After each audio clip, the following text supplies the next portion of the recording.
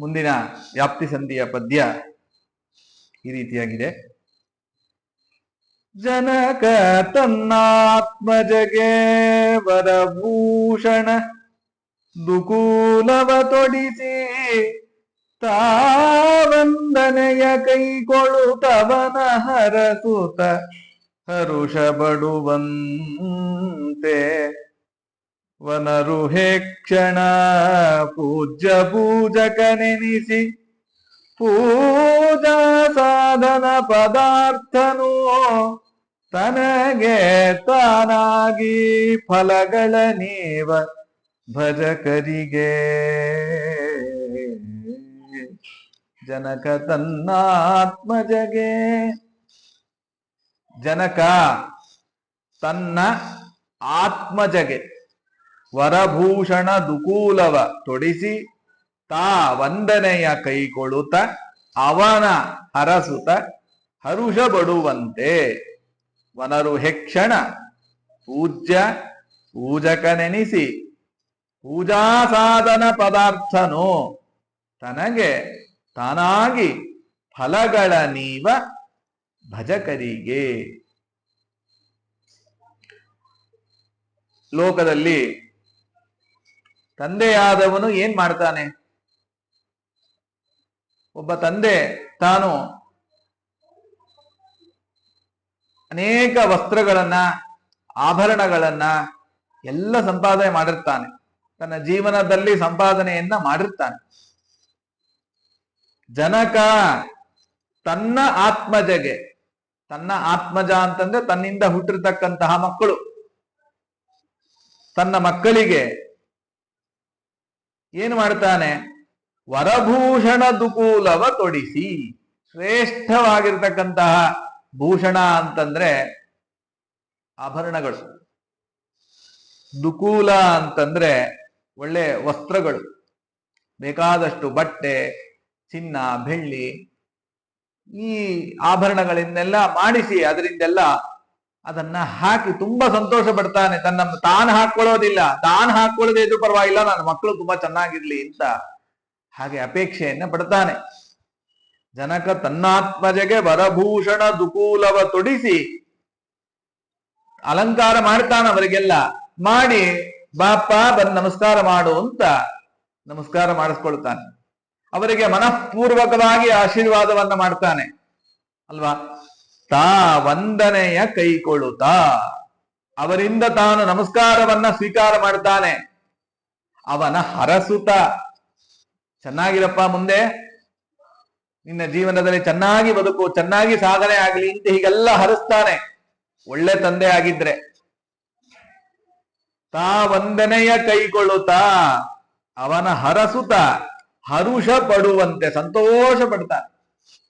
ಮಕ್ಕಳನ್ನ ನೋಡಿ ತುಂಬಾ ಸಂತೋಷ ಪಡ್ತಾನೆ. ತಾನೇ ಸಂಪಾದನೆ ಮಾಡಿರ್ತಕ್ಕಂಥ ಆಭರಣ ಎಲ್ಲವೂ ಕೂಡ, ಬಟ್ಟೆ ಎಲ್ಲ ತನ್ನ ಸಂಪಾದನೆಯಲ್ಲೇ ತೆಗೆದುಕೊಂಡು ಬಂದಿರತಕ್ಕಂತಹದ್ದನ್ನ ಮಕ್ಕಳಿಗೆ ಹಾಕಿ ಅಲಂಕಾರ ಮಾಡಿ ಮತ್ತೆ ಮಕ್ಕಳನ್ನ ಕರೆದು ಬಾಪ ನಮಸ್ಕಾರ ಮಾಡು ಅಂತ ನಮಸ್ಕಾರವನ್ನ ಸ್ವೀಕಾರ ಮಾಡಿ ಅವರನ್ನ ನೋಡಿ ಅವರಿಗೆ ಹರಸಿ ಸಂತೋಷ ಪಡ್ತಾನೆ ಒಬ್ಬ ತಂದೆ. ಹರುಷ ಪಡುವಂತೆ ಹಾಗೆ ಪರಮಾತ್ಮ ಅಂತೆ. ಎಷ್ಟು ಸುಂದರವಾಗಿ ದಾಸರು ತಿಳಿಸ್ತಾರೆ ಅಂದ್ರೆ, ವನರು ಹೆಕ್ಷಣ, ವನರು ಹೆಕ್ಷಣ ಅಂತಂದ್ರೆ ಕಮಲದಂತೆ ಕಣ್ಣುಳ್ಳಂತಹ ಪರಮಾತ್ಮ. ವನರುಹ ಅಂದ್ರೆ ಕಮಲ, ಆಯ್ತಾ. ವನಂ, ವನ ಅಂತಂದ್ರೆ ನೀರು, ನೀರಿನಲ್ಲಿ ಹುಟ್ಟಿರ್ತಕ್ಕಂತಹದ್ದು ಅದು ಕಮಲ. ವನರು ಹೆಕ್ಷಣ ಅಂತಂದ್ರೆ ಕಮಲದಂತೆ ಕಣ್ಣುಳ್ಳಂತಹ ಪರಮಾತ್ಮ ಏನಿದ್ದಾನೆ ಅವನು ಪೂಜ್ಯ ಪೂಜಕ ನೆನೆಸಿ, ತಾನೇ ಪೂಜ್ಯನಾಗಿದ್ದಾನೆ, ತಾನೇ ಪೂಜಕನೂ ಆಗಿರ್ತಾನೆ. ತಾನೇ ಪೂಜ್ಯನಾಗಿದ್ದಾನೆ, ತಾನೇ ಪೂಜಕನಾಗಿದ್ದಾನೆ. ಯಾವುದರಲ್ಲಿ ಪೂಜ್ಯ? ನಾವೇನಿವತ್ತು ಪ್ರತಿಮಾದಿಗಳನ್ನ ಇಟ್ಕೊಳ್ತೇವೆ, ಸಾಲಿಗ್ರಾಮಾದಿಗಳನ್ನ ಇಟ್ಕೊಳ್ತೇವೆ, ಎಲ್ಲದರ ಒಳಗಡೆ ತಾನು ಪೂಜ್ಯ ಅಂತ ಕರೆಸ್ಕೊಳ್ತಾನೆ. ಪೂಜೆ ಮಾಡಲಿಕ್ಕೆ ಅರ್ಹನಾಗಿದ್ದಾನೆ, ಆದ್ದರಿಂದ ಅವನೇನ್ನ ಪೂಜ್ಯ ಅಂತ ಕರೀತಾನೆ. ಪೂಜ್ಯ ಪೂಜಕ ನೆನೆಸಿ, ಪೂಜಕ ಅಂದ್ರೆ ಪೂಜೆ ಮಾಡುವವರಲ್ಲಿ ನಿಂತು ಪೂಜೆಯನ್ನ ಮಾಡಿಸಿಕೊಳ್ಳುವವನು ಅವನೇ. ಪೂಜೆ ಮಾಡುವವರಲ್ಲಿ ಅಂತರ್ಯಾಮಿ ಆಗಿರ್ತಕ್ಕಂಥವನು ಅವನೇ. ಆದ್ದರಿಂದ ಅವನಿಗೆ ಏನಂತ ಕರಿಬೇಕು? ಪೂಜಕ ಅಂತ ಕರಿಬೇಕು. ಪೂಜ್ಯ, ಪೂಜಕ. ಪ್ರತಿಮಾದಿಗಳಲ್ಲಿ ಪೂಜ್ಯನಾಗಿರ್ತಾನೆ, ಪೂಜೆ ಮಾಡುವವರಲ್ಲಿ ಪೂಜಕನಾಗಿರ್ತಾನೆ. ಪೂಜ್ಯ ಪೂಜಕ ನೆನೆಸಿ. ಅಷ್ಟೇ ಅಲ್ಲ, ಪೂಜಾ ಸಾಧನ. ಪ್ರತಿಮೆ ಇದೆ,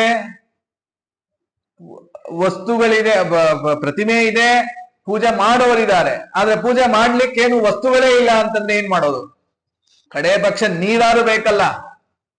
ಆದ್ರಿಂದ ಆ ವಸ್ತುಗಳೇನಿದೆ, ಪೂಜಾ ಸಾಧನ ಪದಾರ್ಥನು, ಪೂಜೆಗೆ ಬೇಕಾಗಿರತಕ್ಕಂತಹ ಸಾಧನ ಪದಾರ್ಥಗಳು ಬೇಕಾದಷ್ಟಾಗಿರುತ್ತೆ. ನೀರಾಗಿರುತ್ತೆ, ನಾವೇನ್ ಸಂಧ್ಯಾ ವಂದನೆಗೆ ಪಾತ್ರೆಗಳನ್ನು ಇಟ್ಕೊಂಡಿರ್ತೇವೆ, ಅಥವಾ ಕಲಶ ಸ್ಥಾಪನೆಗೆ ಬೇಕಾಗಿರ್ತಕ್ಕಂತ ಎಲ್ಲ ಪಂಚಪಾತ್ರೆಗಳನ್ನ ಇಟ್ಕೊಂಡಿರ್ತೇವೆ. ಎಲ್ಲ ಪದಾರ್ಥಗಳು ಕೂಡ, ತುಳಸಿ ಆಗಿರಬಹುದು, ಹೂವಾಗಿರಬಹುದು, ಎಲ್ಲ ಪದಾರ್ಥಗಳಲ್ಲೂ ಕೂಡ ತದಾಕಾರನಾಗಿ, ತದ್ಭಿನ್ನನಾಗಿ, ತದ್ವಾಚ್ಯನಾಗಿ ಪರಮಾತ್ಮ ಇದ್ದಾನೆ. ಪೂಜಾ ಸಾಧನ ಪದಾರ್ಥನು, ಪದಾರ್ಥದ ಸ್ವರೂಪನೇ ಅವನಾಗಿರೋದಿಲ್ಲ, ಆ ಪದಾರ್ಥದ ಆಕಾರದಲ್ಲಿ ಪರಮಾತ್ಮ. ಹಿಂದೆ ಹೇಳಿದ್ದಾರೆ, ಪಟತಂತುಗಳ ಬೋಲಿದ್ದು. ಅದನ್ನ ಇಲ್ಲೂ ಕೂಡ ಅನ್ವಯಿಸಬಹುದು.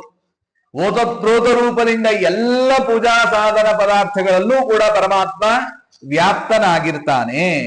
ಪೂಜಾ ಸಾಧನ ಪದಾರ್ಥನು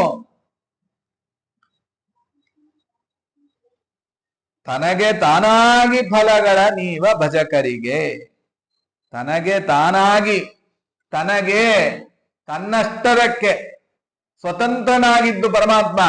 ತನಗೆ ತಾನಾಗಿ, ತಾನಾಗಿ ಅಂತಂದ್ರೆ ಸ್ವತಂತ್ರನಾಗಿ, ತನಗೇ ಫಲಗಳನ್ನು, ಏಕೆಂದ್ರೆ ಅಂತರ್ಯಾಮಿ ಆಗಿರ್ತಕ್ಕಂಥವನು ಪರಮಾತ್ಮ. ಆದ್ದರಿಂದ ತನಗೆ ತಾನಾಗಿ ಫಲಗಳ ನೀವ, ಯೋಗ್ಯತಾನುಸಾರವಾಗಿ ಫಲಗಳನ್ನ ಪರಮಾತ್ಮ ಜೀವರಾಶಿಗಳಿಗೆ ಕೊಡ್ತಾನೆ.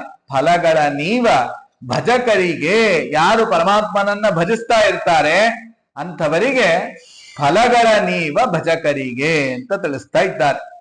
ಇದನ್ನೇ ಗೀತಾಭಾಷ್ಯದಲ್ಲಿ ಅಂತಾರೆ ಆಚಾರ್ಯರು. ಏನ್ ಗೀತಾಭಾಷ್ಯದಲ್ಲಿ ಅಂದ್ರು, ಬಹಳ ಸುಂದರವಾಗಿ ಹೇಳಿರ್ತಕ್ಕಂತಹ ಮಾತು. ಇದನ್ನೇ ಜಗನ್ನಾಥ ದಾಸರು ಟ್ರಾನ್ಸ್ಲೇಟ್ ಮಾಡಿದ್ದೇನಂತ ನೋಡಿ. ಸ್ವವಂದನಂ ಯಥಾಪಿತ್ರ ಕಾರಿತಂ ಶಿಶುಕರ್ತೃಕಂ ಏವಂ ಪೂಜಾ ವಿಷ್ಣುಧೀನ ಭವೇತ್ ಜೀವ ಕೃತಾ ಇತ್ಯಪಿ ಅಂತ. ಹಾಗೆ ಹೇಗೆ ಟ್ರಾನ್ಸ್ಲೇಟ್ ಮಾಡಿದ್ದಾರೆ ನೋಡಿ ಆಚಾರ್ಯರ ಮಾತನ್ನ. ಸ್ವವಂದನಂ ಯಥಾಪಿತ್ರ ಕಾರಿತಂ ಶಿಶುಕರ್ತೃಕಂ. ತನ್ನಿಂದ ತಾನೇ ಪೂಜೆಯನ್ನ ಮಾಡಿಸ್ಕೊಳ್ತಾನೆ. ಶಿಶುಕರ್ತೃಕಂ, ಅದು ಮಕ್ಕಳು ಮಾಡ್ತಾ ಇರ್ತಕ್ಕಂತಹ ಪೂಜೆ. ತಾನಾಗೆ ಕರೆದು ಮಾಡಿಸ್ಕೊಳ್ತಾನೆ, ನಮಸ್ಕಾರ ಮಾಡು ಅಂತ ಮಾಡಿಸ್ಕೊಳ್ತಾನೆ ಅಲ್ವಾ. ಹಾಗೆ ನಾವು ಮಾಡ್ತಾ ಇರ್ತಕ್ಕಂತಹ ಎಲ್ಲ ಪೂಜೆಗಳು ಕೂಡ ಅದು ವಿಷ್ಣುವಿನ ಅಧೀನ. ನಾವು ಸ್ವತಂತ್ರರಾಗಿ ಏನೂ ಮಾಡಲಿಕ್ಕೆ ಸಾಧ್ಯ ಇಲ್ಲ. ಅದು ಪರಮಾತ್ಮನ ಅಧೀನರಾಗಿದ್ದುಕೊಂಡೇ ನಾವು ಎಲ್ಲ ಕೆಲಸಗಳನ್ನು, ಈ ಪೂಜಾದಿಗಳನ್ನ ಮಾಡಲಿಕ್ಕೆ ಸಾಧ್ಯವೇ ಹೊರತು ನಾವು ಸ್ವತಂತ್ರರಾಗಿ ಏನೂ ಮಾಡ್ಲಿಕ್ಕೆ ಸಾಧ್ಯ ಇಲ್ಲ. ನಾವು ಪೂಜೆಗೆ ಕೂತಾಗ ಬರಬೇಕಾಗಿರ್ತಕ್ಕಂತಹ ಮುಖ್ಯವಾದ ಅನುಸಂಧಾನವನ್ನ ಜಗನ್ನಾಥದಾಸರು ನಮಗೆ ತಿಳಿಸ್ತಾ ಇದ್ದಾರೆ. ಯಾವ ಅನುಸಂಧಾನ? ಈ ಅನುಸಂಧಾನ ಇರಬೇಕು. ಪೂಜ್ಯ ಪೂಜಕ, ಪೂಜ್ಯನು ಅವನೇ, ಪೂಜಕನು ಅವನೇ. ನನ್ನಿಂದ ಪೂಜೆ ಮಾಡಿಸ್ಕೊಳ್ತಾ ಇರ್ತಕ್ಕಂಥವನು ನೀನೇ ಸ್ವಾಮಿ. ಈ ಪ್ರತಿಮಾದಿಗಳಲ್ಲಿ ನಿಂತು, ಈ ಪ್ರತಿಮಾದಿಗಳ ಸ್ವರೂಪವೇ ನೀನಲ್ಲ, ನೀನು ಅದರ ಅಂತರ್ಯಾಮಿಯಾಗಿದ್ದು, ಮುಖ್ಯ ಪ್ರಾಣದೇವರ ಅಂತರ್ಯಾಮಿಯಾಗಿದ್ದು, ಲಕ್ಷ್ಮೀದೇವಿಯ ಅಂತರ್ಯಾಮಿಯಾಗಿದ್ದು, ಚಿದಾನಂದ ರೂಪನಾಗಿ ನೀನು ನಿಂತು ಪೂಜೆಯನ್ನ ಸ್ವೀಕಾರ ಮಾಡ್ತಾ ಇದ್ದಿ. ಇದು ಮಾಡಲಿಕ್ಕೆ ಇದು ನಾನು ಸಮರ್ಥನಲ್ಲ, ನಾನು ಸ್ವತಂತ್ರನಲ್ಲ. ನನ್ನ ಒಳಗಡೆ ಅಂತರ್ಯಾಮಿಯಾಗಿ ನಿಂತು ನೀನೇ ಪ್ರೇರಣೆಯನ್ನ ಮಾಡಿ, ಪ್ರೇರಕ ಪ್ರೇರ್ಯ, ನೀನೇ ಪ್ರೇರಣೆಯನ್ನ ಮಾಡಿ ನನಗೆ ನಿನ್ನ ಪೂಜೆಯನ್ನ ನೀನೇ ಮಾಡಿಸ್ಕೊಳ್ತಾ ಇದ್ದಿ ಸ್ವಾಮಿ. ಇದು ನಿನಗೆ ಅರ್ಪಿತ ಅಂತಂದಾಗ ಇದು ನಿಜವಾದಂತಹ ಪೂಜೆ.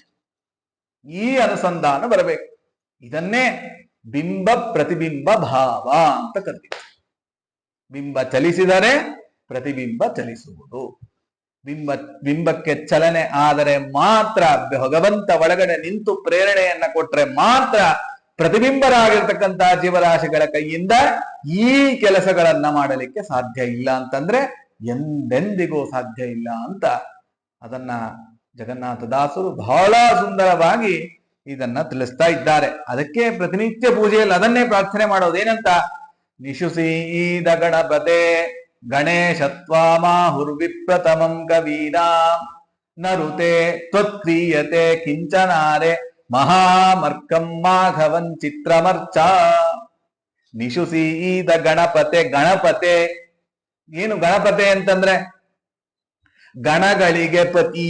ಯಾವ ಗಣಗಳಿಗೆ ಪತಿ? ಈ ಇಂದ್ರಿಯ ಸಮೂಹಕ್ಕೆ ಪತಿಯಾಗಿರ್ತಕ್ಕಂತಹ ನೀನು ಬಂದು ಇಲ್ಲಿ ಸನ್ನಿಹಿತನಾಗಪ್ಪ. ನರುತೆ ತ್ವತ್ಕ್ರಿಯತೆ, ನಿನ್ನನ್ನ ಬಿಟ್ಟು ಏನೂ ಮಾಡಲಿಕ್ಕೆ ಸಾಧ್ಯ ಇಲ್ಲ. ನಿನ್ನ ಅನುಗ್ರಹ ಇಲ್ಲದೆ ಈ ಪೂಜೆ ಸಂಪೂರ್ತಿ ಆಗಲಿಕ್ಕೆ ಸಾಧ್ಯ ಇಲ್ಲ. ನೀನು ವಿಚಿತ್ರನಾಗಿರ್ತಕ್ಕಂತಹ ಸ್ವಭಾವವುಳ್ಳವನು. ಆದ್ರಿಂದ ಅರ್ಕ ಅಂದ್ರು, ಅಂದ್ರೆ ಉತ್ಕೃಷ್ಟವಾಗಿರ್ತಕ್ಕಂತಹ ಆನಂದವನ್ನ ಹೊಂದಿದ್ದಿ.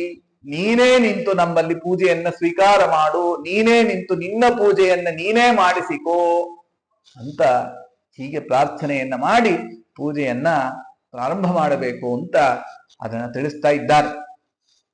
ಹೀಗೆ ಪೂಜ್ಯ ಪೂಜಕ ನೆನೆಸಿ ಪೂಜಾ ಸಾಧನ ಪದಾರ್ಥನು, ಪೂಜಾ ಸಾಧನ ಪದಾರ್ಥಗಳ ಒಳಗಡೆ ತಾನೇ ನಿಂತು ಆ ವ್ಯಾಪ್ತನಾಗಿ ಈ ಪೂಜೆಯನ್ನ ಸ್ವೀಕಾರ ಮಾಡ್ತಾನೆ ಅಂತ ದಾಸರಂದ್ರು. ಅದನ್ನೇ ಹೇಳ್ತಾರೆ. ಕಾರಣ ಕಾರ್ಯಾಂತರ್ಗತ ಅಂಶವತಾರಾವೇಶಹಿತ ಸಹಜ ಪ್ರೇರಕ ಪ್ರೇರ್ಯಾಫಯ ಸರ್ವತ್ರ ವಿಕಾರವಿಲ್ಲದೆಲೆ ತೋರುವನೆಂಬುದೇ ಫಲವಿದು ಬಾಳ್ದುದಕ್ಕೆ ಸಿರಿ ನಿಲಯನ ಗುಣಗಳ ತಿಳಿದು ಭಜಿಸುವುದೇ ಫಲವಿದು ಬಾಳ್ದುದಕ್ಕೆ ಅಂತ ಅದನ್ನ ಈ ಪದ್ಯದ ಭಾವವನ್ನೇ ಮತ್ತೆ ಫಲವಿದು ಬಾಳ್ದುದಕ್ಕೆಯಲ್ಲಿ ಜಗನ್ನಾಥದಾಸರು ನಮಗೆ ಸಂಕ್ಷಿಪ್ತವಾಗಿ ಅದನ್ನ ನೀಡ್ತಾ ಇದ್ದಾರೆ ಎಂಬಲ್ಲಿಗೆ ಕೃಷ್ಣಾರ್ಪಣ.